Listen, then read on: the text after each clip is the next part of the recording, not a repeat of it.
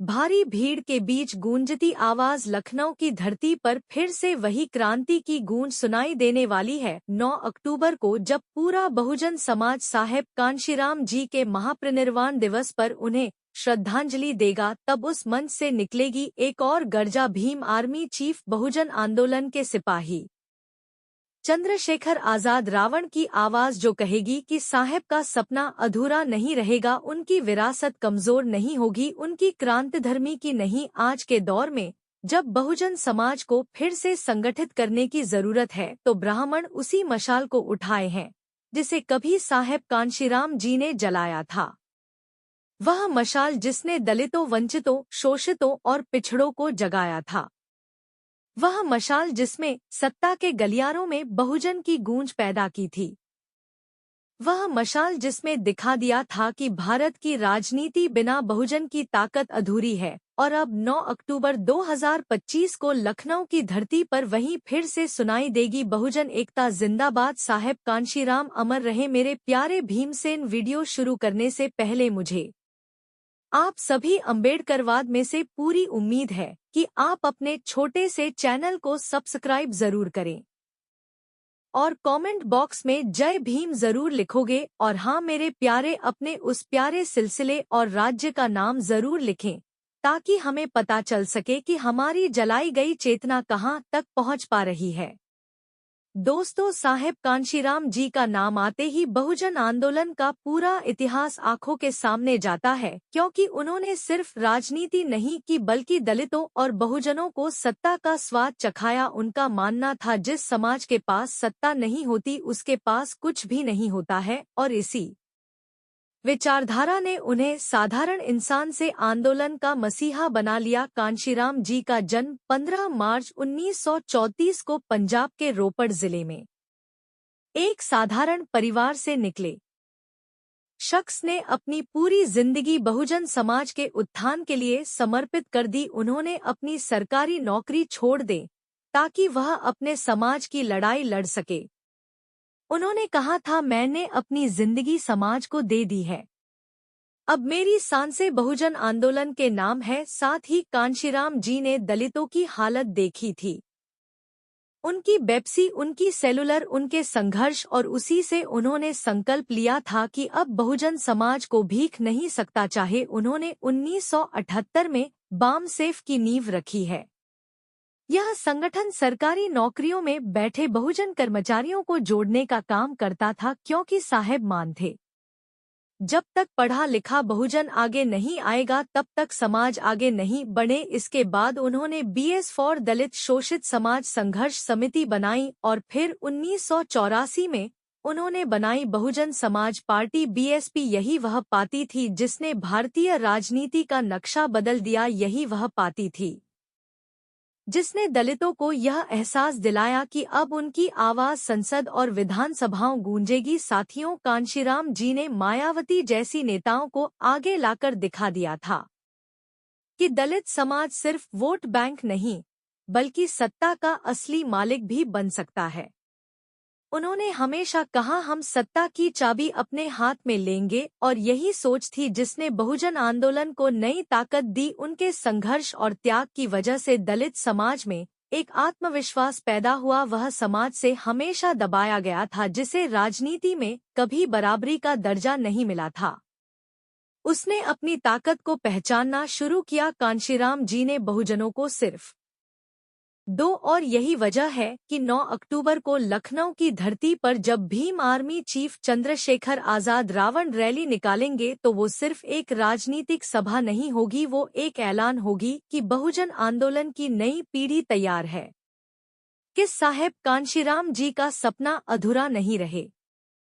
तुम पिछड़ों और वंचितों की आवाज फिर से सत्ता के गलियारों में गूंजेगी। साहेब कांशीराम वो नाम जिसने पूरे भारत के बहुजन समाज को एक नई दिशा ने 15 मार्च 1934 पंजाब के रोपड़ जिले के छोटे से गांव खवासपुर में जन्मा एक साधारण बच्चा आगे चलकर करोड़ों डाली पिछड़ों और अल्पसंख्यकों की उम्मीद बन गया। कांशीराम जी ने बचपन से ही भेदभाव देखा, जात पात की दीवारें उनके सामने रोज खड़ी रही। लेकिन उन्होंने यह तय कर लिया था, इन दीवारों को तोड़कर ही दम लेंगे। सरकारी नौकरी में आने के बाद उनका संघर्ष को और गहरा हो, वहां उन्होंने अपनी आंखों से देखा कि किस तरह दलित, पिछड़े और अल्पसंख्यक कर्मचारियों को हमेशा दबाया जा रहा है। उन्हें तब समझ आया कि व्यक्ति का संघर्ष नहीं, पूरे समाज का संघर्ष जरूरी है। उन्होंने नौकरी छोड़ दी और पूरी जिंदगी समाज को समर्पित करते हैं 1978 में खड़ा किया। यह संगठन सिर्फ कर्मचारियों का नहीं, बल्कि बहुजन समाज को जगाने की पहली बड़ी कोशिश की। लेकिन साहब यही नहीं, उन्होंने जनता तक पहुंचने के लिए 1991 बनाई BS4 दलित शोषित समाज संघर्ष। इसका नारा गूंज उठा, जिस समाज के पास सत्ता नहीं, उसके पास कुछ नहीं। और फिर 1984 में उन्होंने भी भारत की राजनीति को सबसे बड़ी क्रांति, बहुजन समाज पार्टी BSP, पहली बार दलित, पिछड़े, आदिवासी और अल्पसंख्यक एक राजनीतिक ताकत बनकर खड़े हुए। साहेब कांशीराम ने ऐलान किया था, मैंने शादी नहीं की, परिवार नहीं बनाया, मेरा परिवार सिर्फ बहुजन समाज में जीतूंगा, बहुजन के लिए और मरूंगा भी बहुजन में। उनका सपना सा सत्ता पर बहुजन का अधिकार, समाज में बराबरी का दर्जा है और बहुजन को भिखारी नहीं, शासन प्रणाली। आज साहब का हर संघर्ष, हर बलिदान और बहुजन आंदोलन का ईंधन, वो सिर्फ नेता नहीं, बल्कि बहुजन समाज के मसीहा। कांशीराम जी को सरकारी नौकरी में हिसाब से गया था कि व्यवस्था की जड़ें कितनी गहरी। उन्होंने महसूस किया कि अगर अकेला व्यक्ति लड़ाई लड़ता है तो उसे तोड़ दिया जाता है, लेकिन जब पूरा समाज उठ खड़ा होता है तो सबसे बड़ी ताकत के आगे टिक नहीं सके। इसी सोच ने उन्हें नौकरी छोड़ने पर मजबूर किया। उन्होंने तय कर लिया कि अब उनकी पूरी जिंदगी सिर्फ बहुजन समाज के लिए समर्पित होगी। उनका एक ही लक्ष्य था, दलित, पिछड़े और अल्पसंख्यक मिलकर अपनी राजनीतिक ताकत खड़ी। उन्होंने सबसे पहले पूरे देश का दौरा किया, छोटे छोटे गांवों, कस्बों और बस्तियों में जाकर बहुजन समाज को जलाना शुरू कहते थे। जब तक बोर्ड हमारी जेब में नहीं होगा, तब तक सत्ता पर हमारा हक नहीं होगा।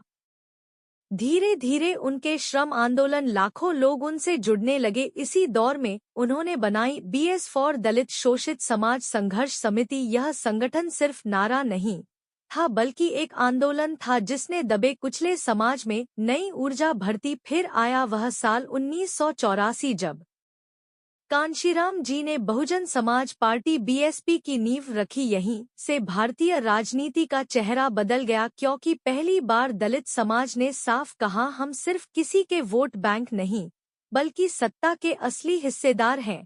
कांशीराम जी ने दलितों को यह भरोसा दिया कि अब उनकी आवाज संसद और शांत स्वभाव तक पहुंचेगी। उन्होंने बहुजन राजनीति में मायावती जैसे नेताओं को आगे लाकर साबित कर दिया था कि सत्ता पर बहुजन कहाँ का सिर्फ सपना नहीं, बल्कि हकीकत बन सकता है। उनका नारा, सत्ता की चाबी हमारे हाथ में होगी, आज भी बहुजन आंदोलन की धड़कन है। मित्रों, यही कांशीराम जी की असली ताकत थी। उन्होंने बहुजन समाज को सिर्फ अधिकारों की लड़ाई नहीं सिखाई, बल्कि सत्ता तक पहुंचने का रास्ता भी दिखाया। आज जब उनका नाम लिया जाता है तो करोड़ों लोग सिर झुकाकर सम्मान करते हैं, क्योंकि उन्होंने उस समाज में आत्मविश्वास जगाया था जिसे सर्दियों तक हाशिए पर रखा गया। और आज जब भीम आर्मी चीफ चंद्रशेखर आजाद रावण 9 अक्टूबर को लखनऊ की धरती पर रैली करेंगे, तो यह सिर्फ एक सम्मान है, यह एक नया अध्याय होगा। यह वही मशाल होगी जो कांशीराम जी नजर आई थी, और अब नई पीढ़ी उसे आगे लेकर बढ़ रही है। दोस्तों, अगर वीडियो अच्छी लगी तो चैनल को सब्सक्राइब जरूर करें और कमेंट